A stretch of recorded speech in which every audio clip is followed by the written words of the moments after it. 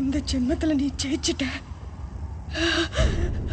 அடுத்த ஜென்மம் ஒண்ணு இருந்தா அந்த ஜென்மத்திலே அது உன்னை பழி வாங்காம விடமாட்டேன். இந்த நீலாம்பரி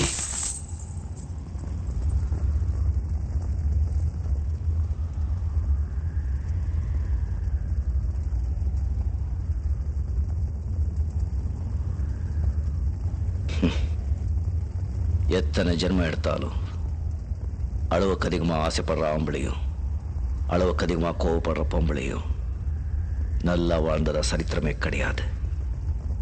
வாழும்போது தான் நீ நிம்மதியா வாழல. உன் ஆத்மாவது நிம்மதியா இருக்கட்டும். ஆண்டவா.